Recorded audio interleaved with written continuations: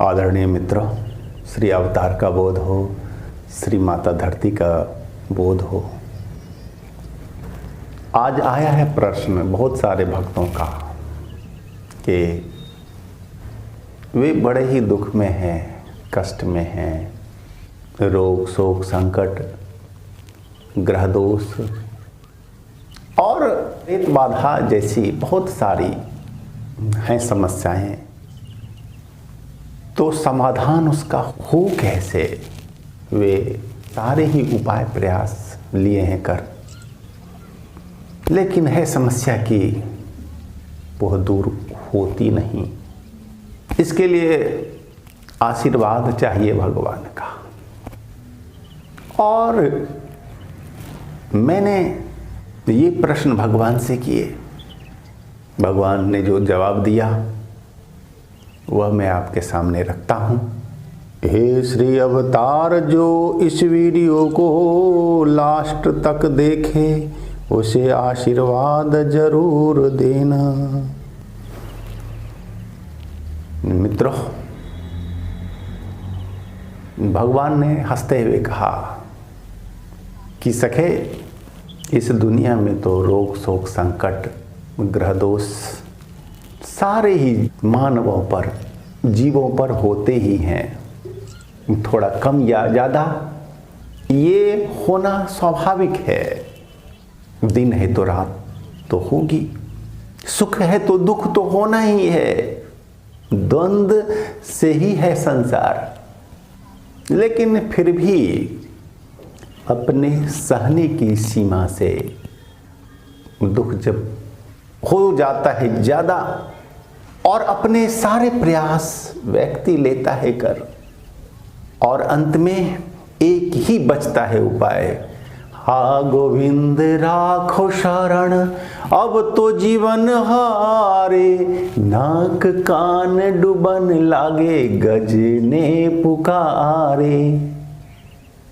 तो हमने पूछा, भगवान आप कुछ रास्ता तो दें भक्तों को, क्योंकि आप अभी प्रत्यक्ष दर्शन देंगे नहीं, और ऐसे में आपके भक्त कहाँ जाएं, क्या करें।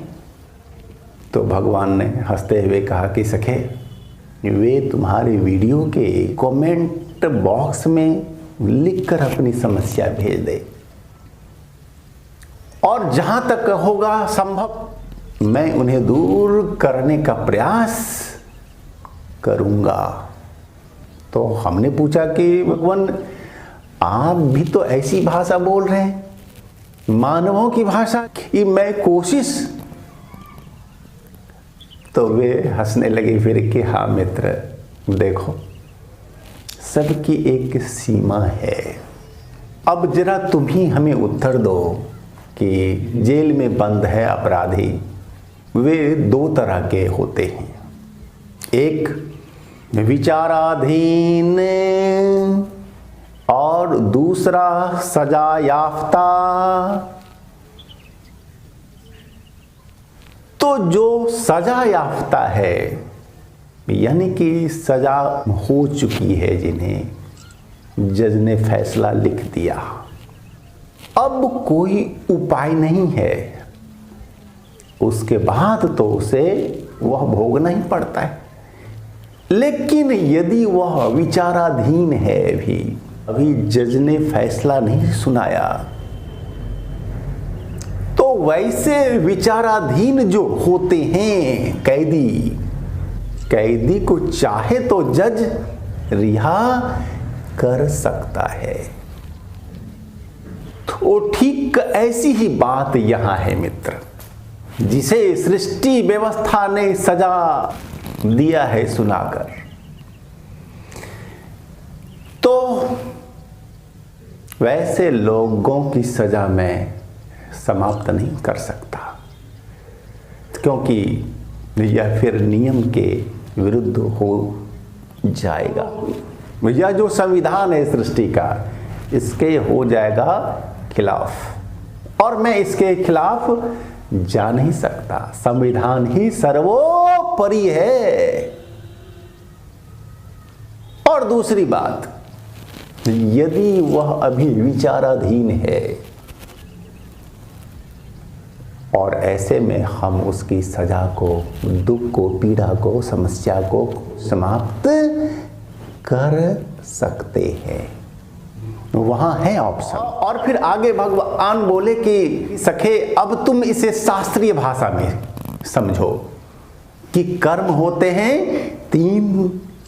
एक वर्तमान कर्म यानी क्रियमान, यानी जो कर्म मैंने किया और तुरंत उसका फल मिल गया, वह। दूसरा होता है कर्म संचित। और संचित कर्म क्या है कि जो वो कर्म हमने किया और वह परमात्मा के बैंक में जमा हो गया और उसका फल बाद में कभी हमें प्राप्त होगा। वैसे जो होते हैं हमारे कर्म, वे संचित कहलाते हैं, संचित कर्म। और तीसरा होता है कर्म जिसे कहते हैं प्रारब्ध कर्म, यानी वैसा संचित कर्म जो अब फल देने के लिए हो गया है तैयार। तो ये 3 तरह के होते हैं कर्म। तो भगवान ने कहा कि सखे मैं क्रियमान और प्रारब्ध में ज्यादा हस्तक्षेप नहीं कर सकता, लेकिन मैं जो संचित होते हैं कर्म भक्तों के, मानवों के, जीवों के, संचित में सुधार कर सकता हूं। संचित जो है कर्म, उसके दंड को मैं घटा मिटा सकता हूं। तो ये बात सबको समझा दो, बता दो कि भगवान आपके संचित जो होंगे कर्म, वे वहां ही केवल हस्तक्षेप करेंगे। लेकिन आपके यदि हैं कर्म क्रियमान और प्रारब्ध के, तो फिर उन्हें भोगना ही होता है।